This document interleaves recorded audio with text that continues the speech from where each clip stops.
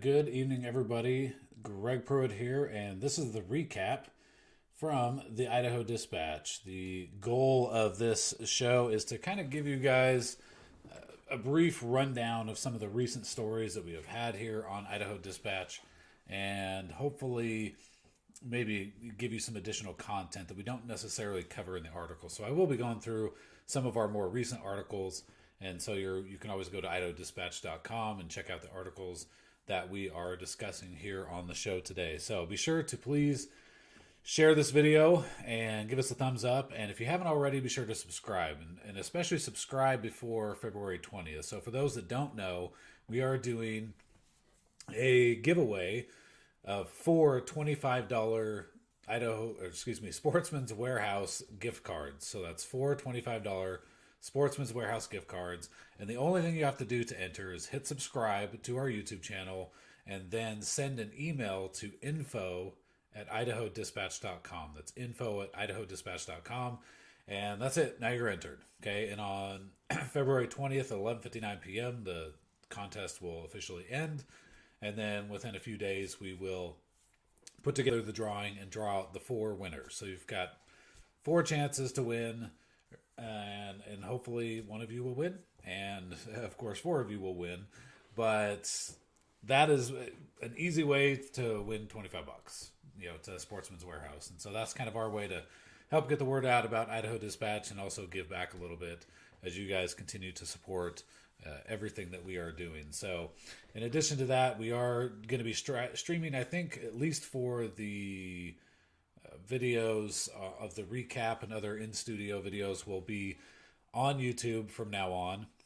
Anything that's, at the Capitol or other live events will probably go through Facebook for now, because that's one of the easier ways for us to get the word out in as quickly as possible. A lot of the alternatives don't have live streaming services yet, and so this is definitely the easiest way for us to kind of get the word out about what we are doing. So let me post real quick that we are streaming here, and we'll get into the recap here in just a moment.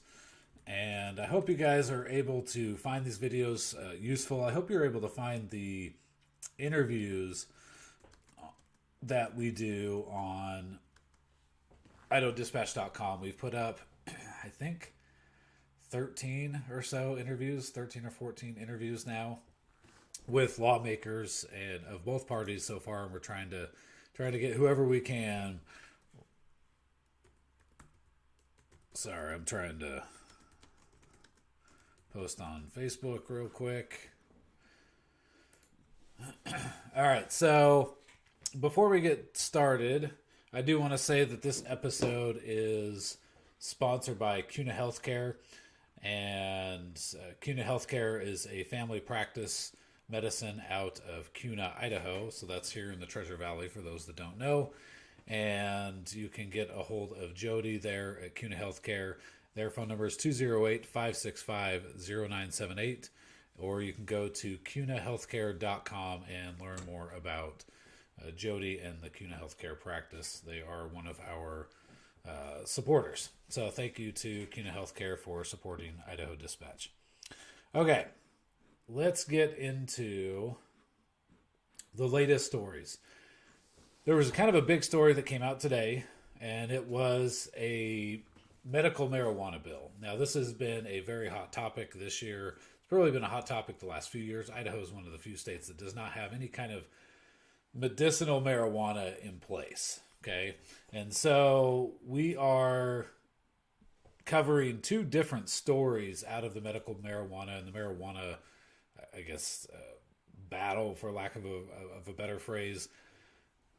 And so what we're seeing right now is that there are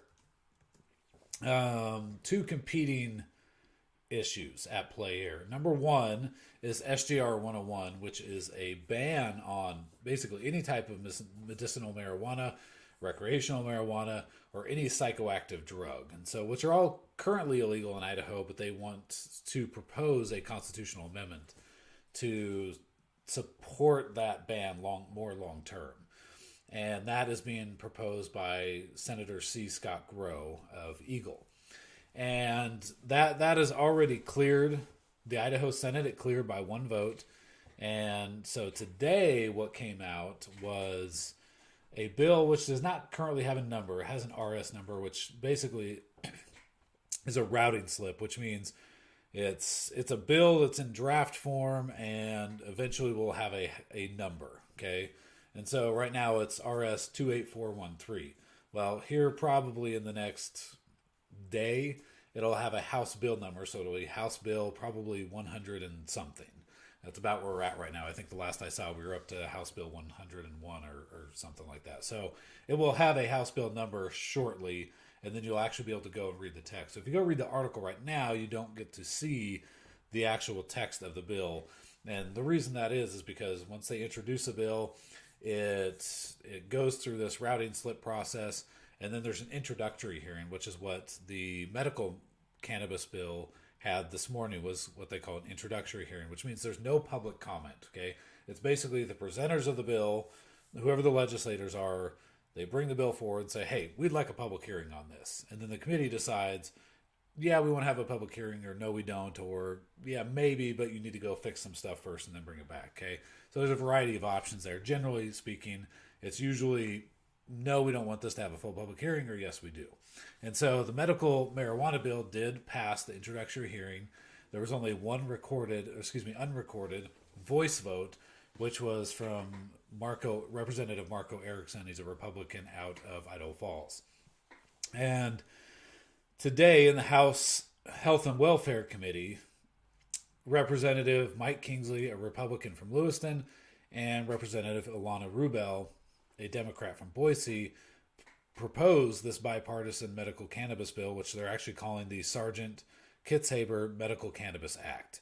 And that was introduced this morning. Now, the two legislators didn't really do much, because prior to that, they had a doctor who is, I believe, the director of oncology for St. Luke's. And then they also had Sergeant Kitzhaber, Jeremy Kitzhaber himself, do a presentation prior to them officially introducing the bill. And so Sergeant Kitzhaber went through a lot of detail. I mean, he gave a lot of his personal story. He is I believe, over a 20-year Air Force veteran, and he dealt with a lot of carcinogens. And those carcinogens, he said, damaged his body severely to where he has stage 4 cancer. And I don't remember the name of the cancer. It's a really rare cancer, he said. And he kind of gave these really in-depth details about the surgeries that he's been through. They cut him from like the chest all the way down to his groin, basically kind of lifted up his organs, scraped all the cancer off, and did a lot of stuff to his body, he said, in the hearing. And, then he also pulled out a bag of a bunch of medicines, hydrocodone, oxycodone, and a whole bunch of other medicines that he's taking. He said one of them cost $13,000 a month. And so he's taken all of this stuff, and his goal with the bill was to try and get medicinal marijuana. And the goal of this bill, he says, and the sponsors say, is to get medicinal marijuana for very specific conditions. And there's a list of conditions which, again, we can't see yet until the bill actually comes out. And hopefully on February 9th, that bill will be out, and we'll be able to see what is happening. And so the bill, I believe, will require a medical card. The medical marijuana will be given by a doctor and prescribed. And part of what Jeremy said he was doing in writing the bill was looking at all these other states, talking to law enforcement, talking to lawmakers, talking to citizens who have concerns about Idaho, going down the same route as California, Oregon, Washington, Colorado, and a lot of other states around us. And Jeremy said that his goal in introducing the bill was to try and alleviate the concerns of those people. And so the bill that he proposed, he said, was fairly strict in what it was for. It's terminal patients, cancer patients, and some other conditions in there. And so it wouldn't be, according to Jeremy, something that you could go and, hey, I've got a headache, and so I'm going to go down to my doctor, and he's going to prescribe, medical marijuana to me. Okay, it seemed to be something much more strict than that. There were specific ailments that were listed in the bill, and then you had a card, and if you were caught, getting medical marijuana and then giving it to somebody else, he said that that card would be revoked indefinitely. And so there are some stuff in that bill that I think we'll try to link to it, and when there's a public hearing, we'll try to make sure that we're covering that in some regard. And we're actually talking in the talks with Jeremy to kind of do an interview with him to ask some additional follow-up questions and address either some concerns or support or whatever you guys have for this bill. Excuse me. And so if we can get that interview set up, we'll maybe try to do it live, and that might be a lot easier for you guys to ask some questions about what is happening. So let's see. So that's kind of the medical marijuana battle. And then if you go back to SGR 101, that is the constitutional amendment. So what we've seen so far is the Senate has passed SGR 101, the ban on any type of marijuana unless it's F number of other regulations that need to occur. And that would go on the ballot next year, okay, for citizens to vote on. And so citizens would have a choice if they want it or if they don't want it. And some people have asked how this medical marijuana bill would coincide with what the constitutional amendment is. And the way the constitutional amendment is written is that anything that is law prior to, I believe, July 31st of this year would then be okay and covered. And so in theory, if this medical marijuana bill were to pass, most laws in Idaho go into effect on, here, give me 1 second here. I want to make sure that we got a decent connection here. I'm going to, let's see if I can change the latency here. If you guys can still hear me, let me know. I'm going to try and pull up my feed here. Okay, it looks like it's still running on YouTube, so okay. I think we're still okay. So if for some reason you guys can't hear me, just let me know, and I will try to change up something on our feed. All right, so let's go to, and so in theory, this medical marijuana bill would be cleared because it would be law prior to the constitutional amendments deadline of July 31st, because most laws in Idaho go into effect on July 1st, unless there's some sort of emergency clause. So you can do an emergency clause. So basically, as soon as the governor signs it, sometime in February or March or whatever, then it would automatically become law instead of waiting until that July 1st deadline. Okay, let's look at another couple things that we wanted to talk about.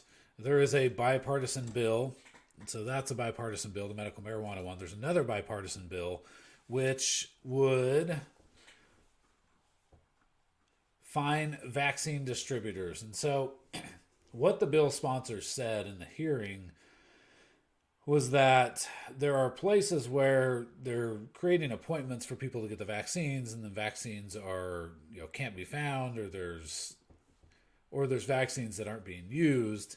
And so what their goal was, according to when we listened to the hearing, was to say, okay, there are, if Walgreens, for instance, gets 1,000 vaccines, they have to use 70% of those vaccines within that 14 days. And if they don't use 70%, then they need to call the state administrator and say, we've got extra vaccines. And if they do use over that 70%, then they would be fined. If they don't make that 70% goal, then they would be fined $5,000 a day until they make that report. And so this, again, has only had an introductory hearing. It hasn't had a full public hearing. And the goal, according to at least one of the bill sponsors, was, well, why I think he said his mother-in-law. Let me see if I can find the, let's see.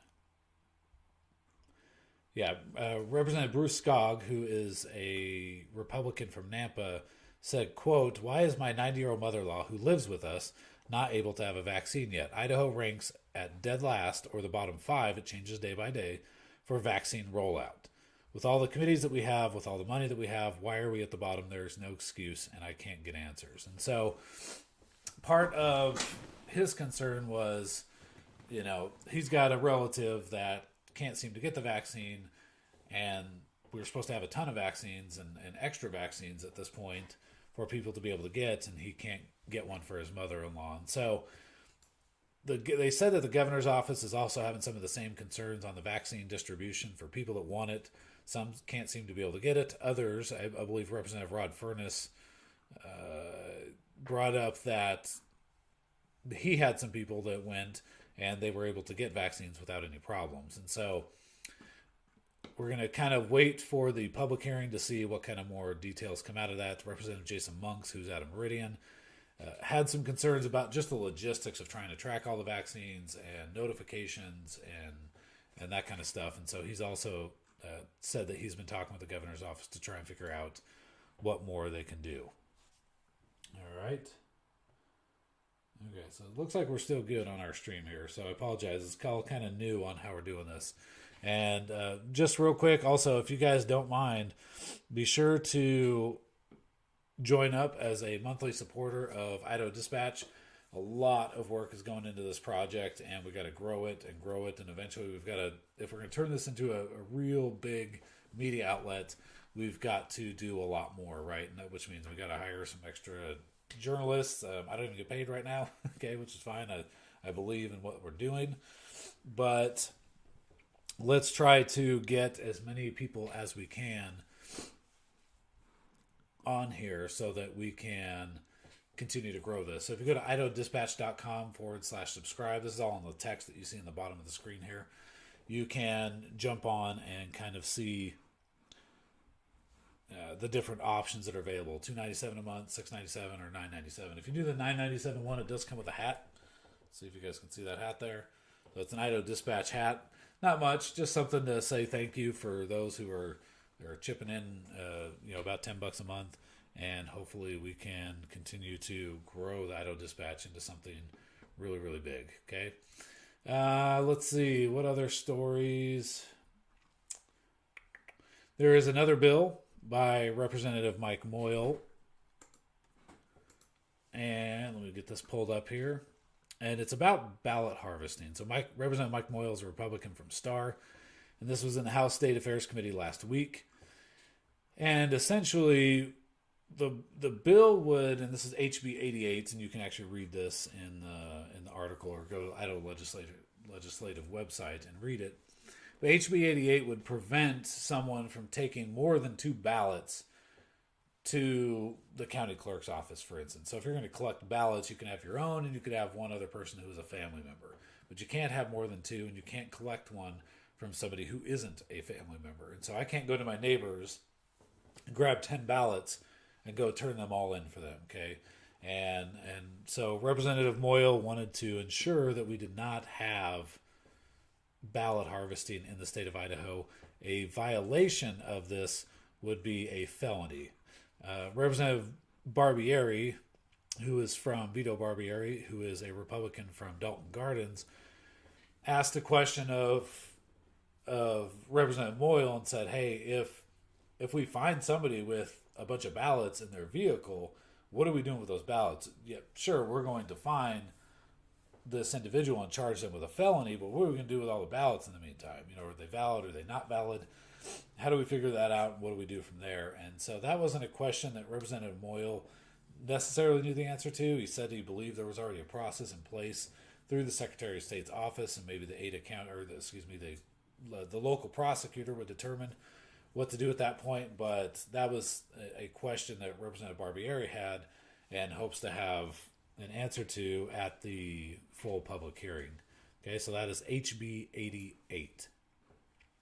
And then you could see a number of interviews that we've done. We did one with Senator Regina Bayer. She's a Republican from Meridian. You can see that on our YouTube channel. Representative Brooke Green, she was the first Democrat to sit down with us. You can see that on our YouTube video. Let's see. Representative Chad Christensen introduced a school carry bill. He is from Iona, which is kind of down by the Idaho Falls area. And this was a school carry bill, which would allow school employees to carry a firearm in their district, and they had to have an enhanced concealed carry permit, and then they also had to disclose that to one of the school administrators, the principal or vice principal, who could then also disclose that to law enforcement that these individuals all have the ability to carry here on campus. And so that was introduced as well. I did find out today, he did shoot me a message and said that there was an error in some of the wording, and so they have to reintroduce the bill, and so that may end up getting a new bill number, and so we don't want to put that out just yet. So let's see what else. Representative Von Ellinger, also an interview on our YouTube channel that you can check out. And then really the last story that we have for now, there is a resolution to end gathering limitations, and I believe there's been another resolution that's been proposed as well. And there's definitely still some back and forth with the House and the Senate and the governor, who are all trying to battle for specific types of power. The legislature is trying to limit the governor's power in some regard. The governor, as you guys saw, came out and criticized the Idaho legislature for trying to end the state of emergency. And so there's kind of a lot going on down at the Capitol, lots of different bills, and there's been so many bills introduced that we haven't ran very many articles on this stuff, because these bills keep coming and going and dying, and new ones get introduced. And so we're kind of waiting for the dust to settle to see which ones start really moving through both chambers, and then we'll kind of cover those for you guys so you know which ones are moving and which ones are just being introduced and not going anywhere. And so that's kind of our goal currently, is to keep covering that. What else? Let us know in the comments too what you guys want to see. What do you hope to see on the Idaho Dispatch as far as news goes, as far as live coverage? What kind of stuff would you guys like to see? What would cause you to support Idaho Dispatch enough to support us monthly? We certainly hope that our lowest option is $2.97 a month. We hope that that's worth all of the content you guys are getting. We do our best here to be unbiased, to leave out all of the bias, and to balance everything as much as we possibly can. That's our goal, okay? And so we hope that you guys will have an opportunity to support Idaho Dispatch, but let us know. I mean, I'm doing everything that I can. I'm just volunteering my time to give you guys some political content, let you know what's going on down at the Capitol without all of the rustle and bustle and what the mainstream media usually does with this stuff, and which ends up being very partisan most of the time, or very biased, and both sides are not given the opportunity to tell a story. And so, like, for instance, we're going to interview the Sergeant Fitzhaber. I believe that's how you say it, is Fitzhaber. We're going to interview him. He's on the pro-medical marijuana side. And then we may interview Senator Groh, who is proposing the constitutional amendment to ban all types of marijuana and other psychoactive drugs. And so that's kind of our goal. But we hope you guys will join up. These hats that you can see here, they will be available here shortly. You can purchase a hat to kind of help support the Idaho Dispatch. Or if you join at $9.97 a month, we will send out the hat to you. And you can have a hat to help kind of with advertising and stuff like that. So let us know in the comments anything that you guys would like to see. We'll do our best to try and accommodate that stuff. If it costs money, then certainly we've got to make an upgrade here to everything that we're doing, and we need more support.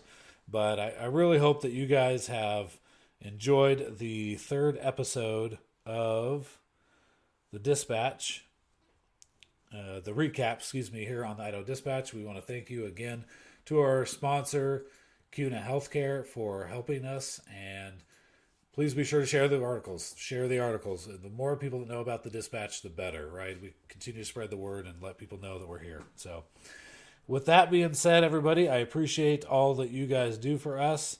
And it's been awesome having you on the show tonight. I didn't see any questions in the comment section. And we're going to try to get this away from Facebook as far as these in studio options and get them here on YouTube. For a variety of reasons, we're able to do more with the streaming software and all that kind of stuff. So hopefully you guys have been able to hear and see everything okay. There was a few times where it said that we were losing some of the buffering and whatnot. And so it looked okay on my phone, but I'm not really sure online what it was looking like. So if you guys can, let me know. We appreciate it again. Thank you and take care. And we'll see you next time on the